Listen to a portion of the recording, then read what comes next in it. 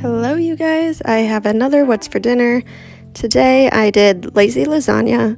This is such a staple in our house. It's so easy and it's delicious. So what you do is you just start off with pouring a little bit of your pasta sauce in the bottom of the pan. I used a chicken parmesan ravioli from Aldi and it was amazing. If you ever see that there, I recommend picking that up. So I just put a layer down, added some cheese on top,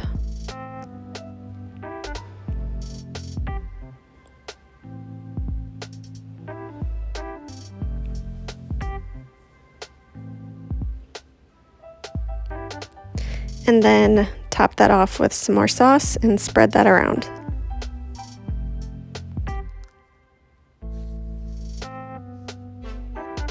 And same thing as before.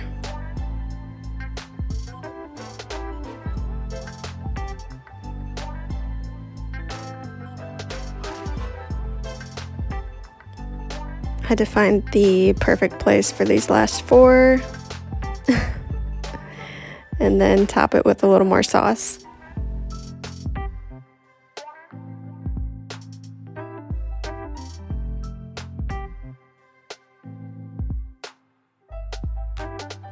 Cheese on top.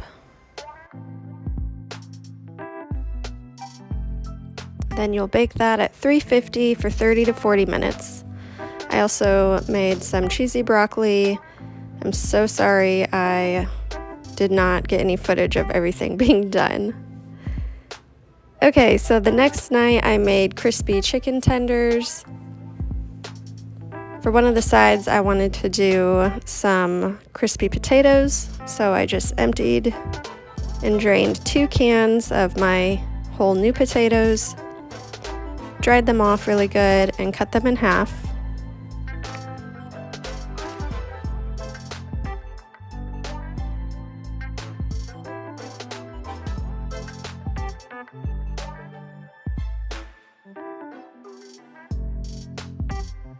Then I arranged them in the pan with 2 tablespoons of melted butter.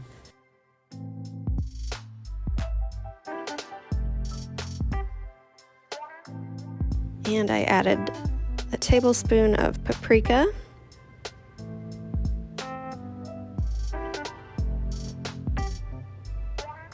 And then I mixed that up really good.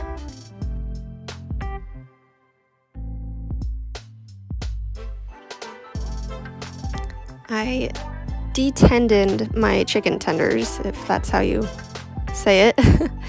And then I added in 3/4 cup of mayonnaise, 2 teaspoons of salt, 3 teaspoons of my kickin' chicken seasoning, and then I did 2 cloves of garlic and mixed that up really good.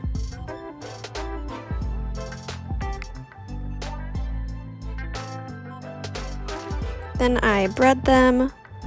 The breading is 1.5 cups of plain breadcrumbs and 1/2 cup of grated cheese. I used mozzarella this time, but I prefer Parmesan.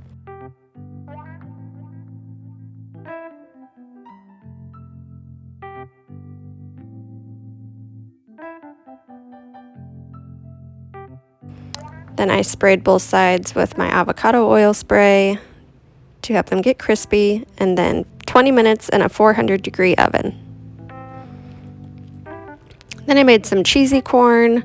Just put the corn in a pan on medium-low heat. Add in some heavy cream and American cheese slices. And once it's heated through and melted, that's all you have to do. It is so delicious, so easy. Here is our dinner. My husband was very much a fan. We love to use Blues Hogs, so that's what I dipped my chicken tenders in. And the next night was homemade pizza.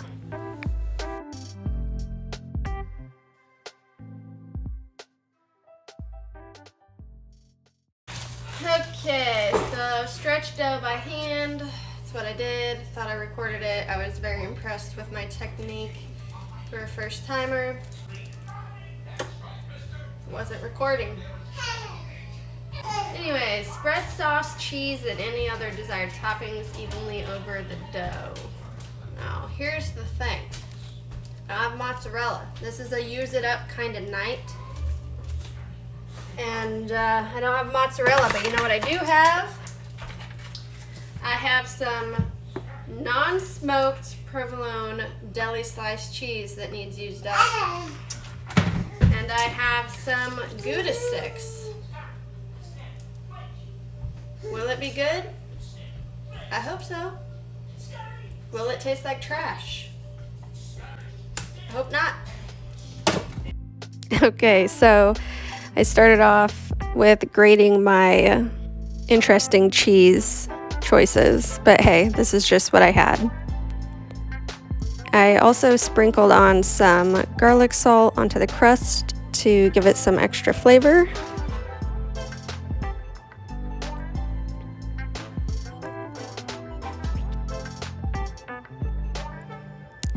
Poured on my pizza sauce.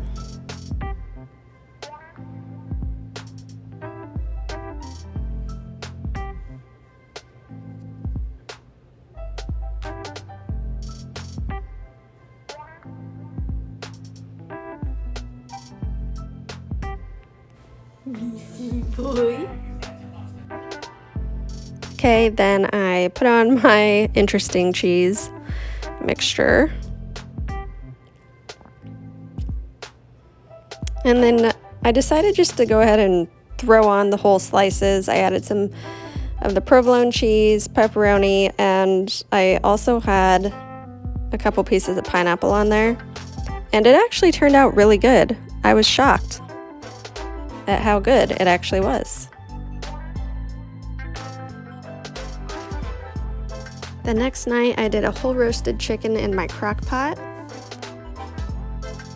This was a really easy recipe and I highly recommend cooking a whole chicken this way. I just prepped my chicken, cleaned out the inside, and if you're interested in what all those seasonings were, drop a comment below and I will let you know the ingredients. So I seasoned it well with butter and the seasoning, shoved it all under the skin, and cooked it in the slow cooker for 6 to 8 hours. And look at that. Oh, it was so good, so tender and juicy. To go on the side, I just went down into my pantry freezer, picked out a couple things. These were amazing. I've not seen them back at Aldi since. And then I also went with the tried and true cheesy corn. But the carrot and sweet potatoes were so delicious. The flavor was amazing. My mom ended up coming over for dinner and I got excited and forgot to keep recording, so I don't have finished product video, but it was so delicious. So this is actually Saturday afternoon. I saved the bones from the chicken that I made, and I decided to make a chicken bone broth. It was really easy to do. I made it in my Instant Pot. It took about 3 hours to make, and it was so good, you guys, so delicious. If you're interested in more details on this, I can definitely make a better video on this. Just let me know in the comments, and I will get on that.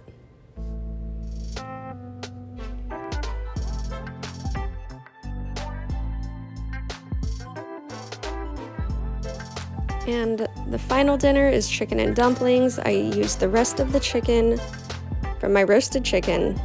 If you feel like my carrots looked funny, they're from my garden, so be nice to them.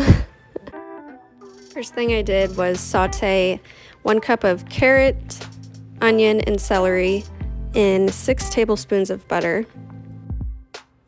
I also added in 4 cloves of garlic, and then 3 tablespoons of flour, and mix that up really well and let that cook down for a little bit. I added in 1 can of evaporated milk and 32 ounces of chicken stock. I then added in my 4 cups of chicken, a tablespoon of thyme, and 2 teaspoons of black pepper, and some salt to taste. While that was simmering, I made up my dumplings. It's 2 cups of flour, a tablespoon plus 1 teaspoon of baking powder, 1 teaspoon of pepper, and a teaspoon of salt, 1 tablespoon of thyme. Mix it up really good and then add 3/4 cup of milk and 4 tablespoons of melted butter. And then you'll mix that up really good until it forms a nice ball. Kind of like that. And then you just take a ice cream scoop if you have one, or not an ice cream scoop, a cookie dough scoop, and you plop them in there.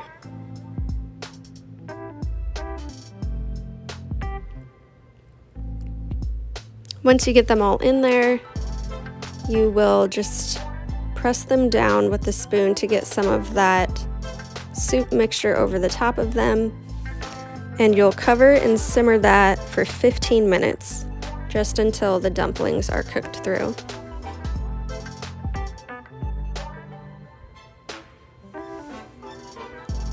And this was so delicious. I cannot wait to make this again.